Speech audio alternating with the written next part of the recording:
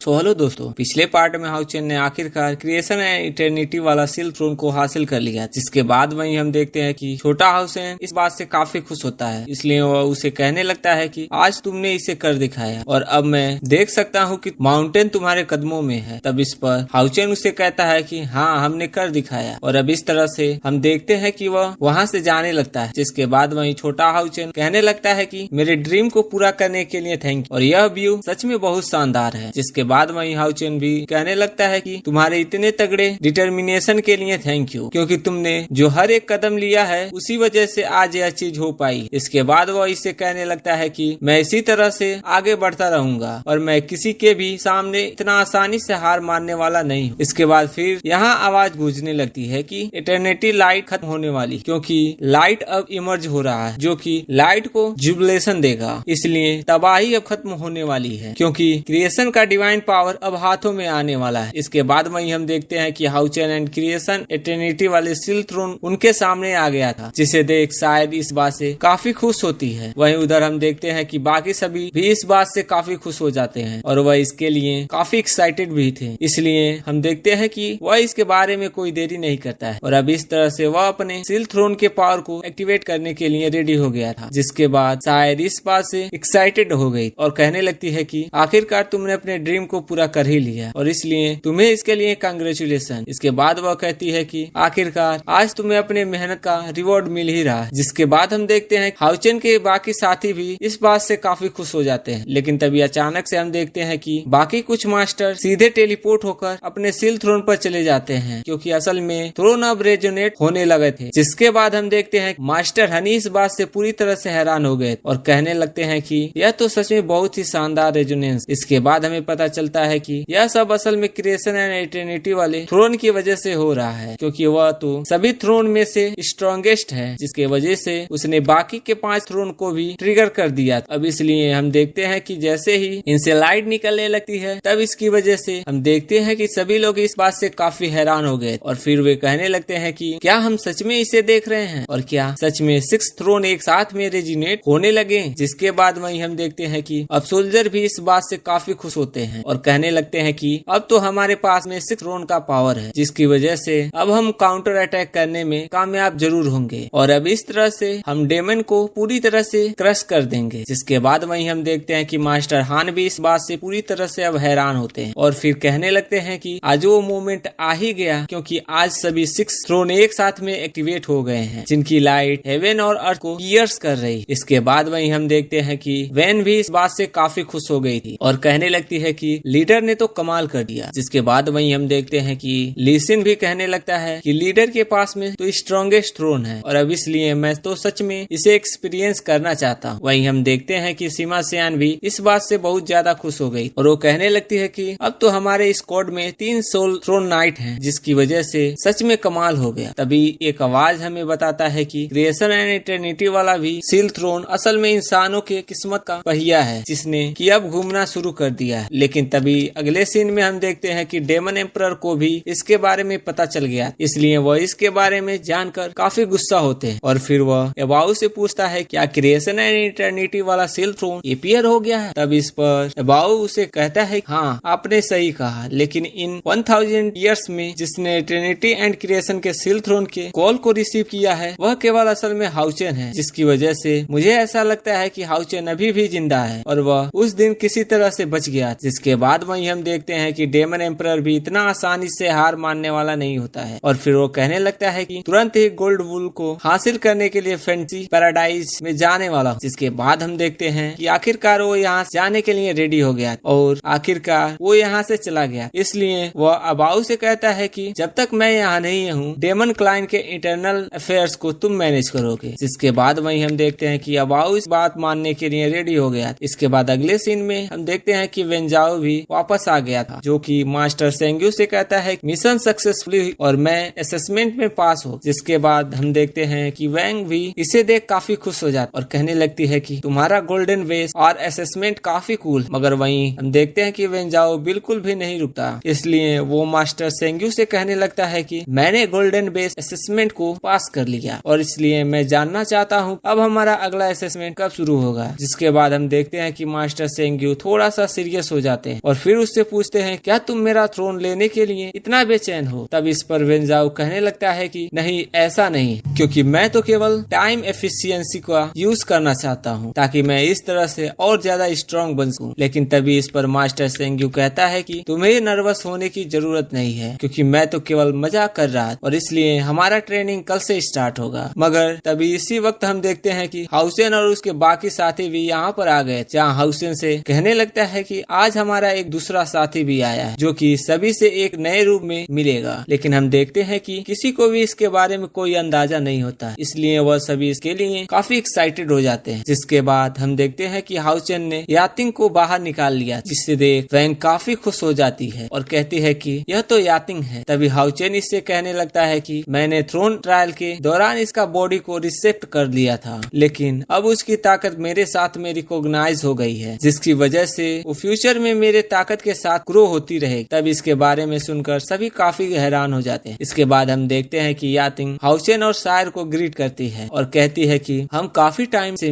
नहीं मिले। जिसके बाद वहीं हम देखते हैं कि लिनसिन भी पूरी तरह से हैरान हो गया और कहने लगता है कि light and mental speed furnace तो पहले काफी छोटा था, लेकिन अब तो यह एक रियल स्पिरिट बन गया है। तभी यातिंग कहती है कि मैं भी अब तुम्हारे साथ मिलकर फाइट कर सकती हूँ। तभी सीमा सियान हाउसेन से कहने लगती है कि अब तो आपने सिल थ्रोन को भी हासिल कर लिया है। इसके अलावा यातिंग भी अब रिवाइव हो गई और अब इसलिए वो इससे पूछता है कि क्या हम हायू को खोजने जा रहे हैं। तब इस पर हाउसेन इनसे कहता है कि जब डेमन एम्परर के साथ बैटल हुआ था, उसके बाद से हायू अपने दुनिया में खुद को रिकवर करने के लिए सो रहा है और अभी हाल ही में मैंने फील किया वह जागने वाला है, जिसके बाद वही वह सीधे इसमें इन्वॉल्व हो जाए। तब इसके बारे में सुनते ही मास्टर सेंग्यू इस बात से पूरी तरह हैरान हो जाते हैं और फिर कहने लगते हैं कि जब उसके पास में केवल 5 हेड था तब उसने 2 डेमन कीलर को डिस्ट्रॉय कर दिया था, जिसके बाद सच में इसके बारे में सोच ही नहीं सकता कि जब उसके पास 8 हेड हो जाएंगे तो फिर डेमन क्लैन के साथ में क्या करेगा। तभी मास्टर हियांग कहने लगता है कि यह हमारे लिए बहुत ही अच्छा है, क्योंकि हायू जितना पहले जाग जाएगा तब उसकी वजह से हमारा काउंटर अटैक का सक्सेस का चांस उतना ही ज्यादा बढ़ जाएगा। जिसके बाद वही हम देखते हैं कि बाकी सभी भी इसके लिए रेडी होते हैं, लेकिन तब भी हाउचेन इनसे कहता है कि हायू की दुनिया में 10 किंग हैं, जिसकी वजह से वह जरूर ही हायू को इतनी आसानी से इवॉल्व नहीं होने देंगे। इसलिए ऐसा लगता है कि जब हम वहाँ जाएंगे तब उनसे हमारा सामना जरूर होगा। इसके बाद हम देखते हैं कि वह पिछले बार वाले तीनों एंडेन किंग के बारे में याद करता है, जिन्होंने कहा था कि हम फिर से जरूर मिलेंगे। अब इसलिए हाउचेन इनसे कहता है हम तो पहले से उनमें से 3 से मिल चुके हैं, जिसकी ताकत कम से कम लेवल 9 के 3rd स्टेज में है। मगर इसके बाद भी हम देखते हैं कि सीमा सियान को इस बात से कोई भी डर नहीं होता और फिर वह कहती है कि चाहे कुछ भी हो जाए, लेकिन हमारे होते हुए हायू को कोई छू नहीं सकता। तभी हम देखते हैं कि वैंग वॉन भी इसके लिए पूरी तरह से रेडी हो जाती है, जबकि हनी भी कहने लगता है कि इस तरह से हम थ्रोन के पावर के बारे में जान पाएंगे। जिसके बाद वही हम देखते हैं कि शायर भी इसके लिए पूरी तरह से रेडी हो गई थी और कहती है कि हम सभी एक साथ में वहाँ जाएंगे। लेकिन तभी लीसिंग भी हाउसेन से कहने लगती है कि मैं भी तुम्हारे साथ जाना चाहती हूँ, ताकि मैं तुम्हारे साथ मिलकर हायू को बचा सकूं। जिसके बाद वही हम देखते हैं कि हाउसेन भी इसके लिए मान जाता है और कहता है कि हम इसके लिए एक साथ में जाएंगे और हम हवायू को कुछ भी नहीं होने देंगे। मगर वहीं अब हम देखते हैं कि हवायू ने खुद को इवॉल्व करने के लिए पावर को एब्जॉर्ब करना शुरू कर दिया था, जिसकी वजह से हम देखते हैं कि एडेड किंग भी एक एक करके एक्टिवेट होने लगते हैं और कहने लगता है कि ऑस्टिन ग्रिफिन का ऑरा फिर से अपीयर हो रहा है, इसलिए हमें इस बात से उसे किसी भी तरह से मारना ही होगा, क्योंकि यही उसे मारने के लिए लास्ट चांस है और इसलिए हम इसे इतनी आसानी से नहीं जाने दे सकते। अब इसलिए हम देखते हैं कि वह बाकी 100 किंग को भी जगाने लगते हैं और कहने लगते हैं कि ऑस्टिन ग्रिफिन को मारने के लिए रेडी हो जाओ। जिसके बाद वही हम देखते हैं कि बाकी किंग भी इसके लिए रेडी हो गए थे, इसलिए हम देखते हैं कि वे इसके बारे में कोई भी देरी नहीं करते हैं और अब इस तरह से वे एक एक करके बाहर आने लगते हैं, जो कि सच में बहुत ज्यादा डरावने और खतरनाक होते हैं। इसके बाद इनमें से एक कहने लगता है कि हमने ऑस्टिन के फिन के लोकेशन को खोज लिया है और इसलिए हम उसे मारने के लिए जल्द ही निकलेंगे। जिसके बाद वही हम देखते हैं कि बाकी एडिटिंग भी इसके लिए पूरी तरह से रेडी हो जाते हैं और फिर कहने लगते हैं कि ऑस्टिन ग्रिफिन तुम तो पाप के सोर्स हो और अब इसलिए तुम इटर्नल पनिशमेंट के लिए रेडी हो जाओ। उसके बाद अगले सीन में वे इसे कहने लगते हैं कि आखिरकार हमने तुम्हें खोज ही लिया। इसके बाद हम देखते हैं कि उन सभी ने एक एक करके अपने पावर को एक्टिवेट कर लिया था और अब इस तरह से वे इस पर अटैक करने के लिए रेडी हो जाते हैं। फिर वे कहने लगते हैं कि वह सक्सेसफुली प्लान ट्रेनी के लिए है, जिसकी वजह से अभी भी उसे मार पाना इतना आसान नहीं होगा और अब इसलिए हमसे इसमें कोई भी लापरवाही नहीं होनी चाहिए। जिसके बाद हम देखते हैं कि वह सभी इसके लिए पूरी तरीके से रेडी होते हैं और अब इस तरह से वे इसके ऊपर अटैक करने के लिए चले जाते हैं। जिसके बाद हम देखते हैं कि हाउचेन भी बाहर आ गया था और अब इस तरह से वह भी इनका सामना करने के लिए तैयार हो जाता है, मगर इसके बाद भी हम देखते हैं कि वे इसे इतनी आसानी से छोड़ने वाले नहीं होते और दोस्तों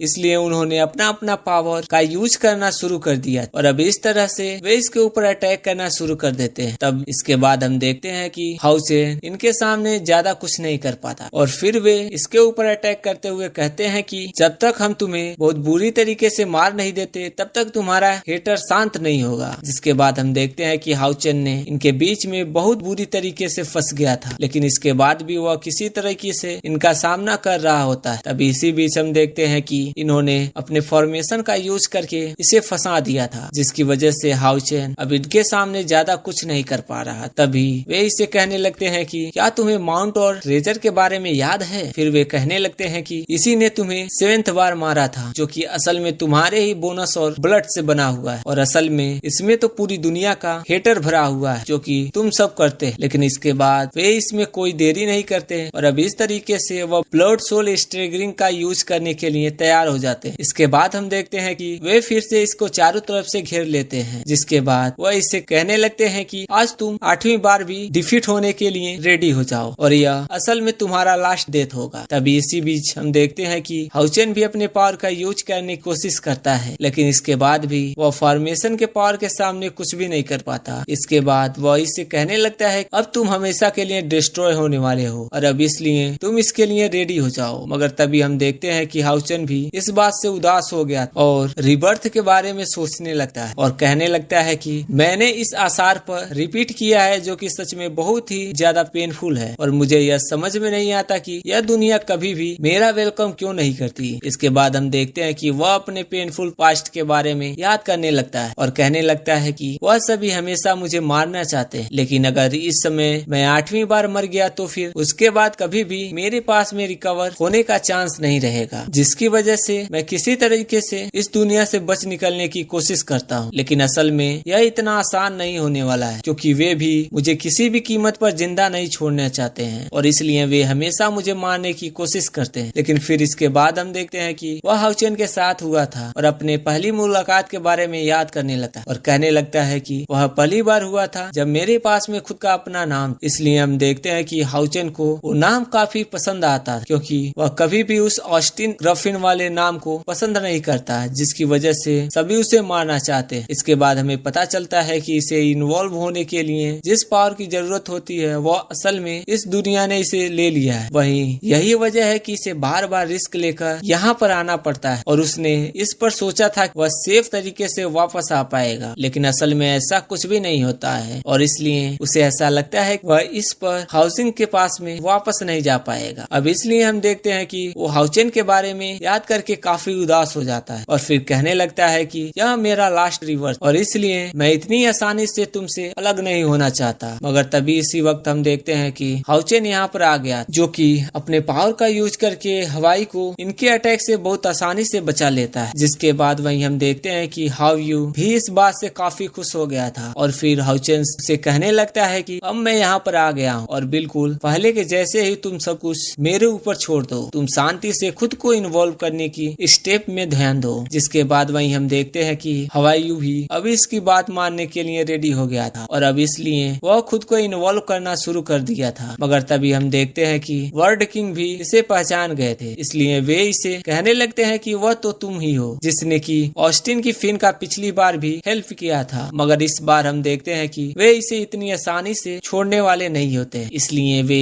कहने लगते हैं क्या तुम्हारी इतनी हिम्मत हो गई कि तुम अकेले ही फाइट करने के लिए हमसे आ गए। मगर वहीं हम देखते हैं कि हाउचेन को इसके बारे में कोई चिंता नहीं होती है, इसलिए वो इनसे कहने लगता है कि तुमसे किसने कहा कि मैं यहाँ पर अकेला आया हूँ। जिसके बाद हम देखते हैं कि हाउचेन के बाकी सभी साथी भी यहाँ पर आ गए होते और अब इस तरीके से वे सभी एक दूसरे का सामना करने के लिए रेडी हो जाते हैं। लेकिन तभी हम देखते हैं कि सायर वैंग के ऊपर काफी गुस्सा हो गई होती और कहने लगती है कि तुम लोगों ने हवाई को बहुत ज्यादा बुली कर लिया है। जिसके बाद हम देखते हैं कि वे अब इसके बारे में कोई देरी नहीं करते और अब इस तरीके से वे उन पर अटैक करने के लिए चले जाते हैं। जिसके बाद वहीं हम देखते हैं कि वे भी इस पर काफी गुस्सा हो गए और कहने लगते हैं कि तुम इस बार भी ऑस्टिन की फिन को बचाना चाहते हो, लेकिन असल में तुम इस बार इसके लिए कुछ भी नहीं कर पाओगे और अब इसलिए तुम भी इसके साथ में दफन होने के लिए रेडी हो जाओ। मगर इसके बाद भी हम देखते हैं कि हाउचेन और उसकी साथी इसके बारे में ज्यादा चिंता नहीं करते और हाउचेन इनसे कहता है कि तुम इसके लिए पूरी तरीके से रेडी हो जाओ। जिसके बाद वहीं हम देखते हैं कि सायर ने अपने पावर का यूज करके अटैक करना शुरू कर दिया, जबकि वहीं लीसिंग और सीमा सियान भी शांत रहने वाली नहीं होती, इसलिए वे भी अपने पावर का यूज करके अटैक करना शुरू कर देती हैं। इसके बाद वहीं हम देखते हैं कि बाकी सभी भी इसके लिए पूरी तरीके से रेडी होकर आए थे और इसलिए वे भी अपने अपने पावर का यूज करके अटैक करना शुरू कर देते हैं। तभी उनमें से एक वेंग वॉन से कहने लगता है कि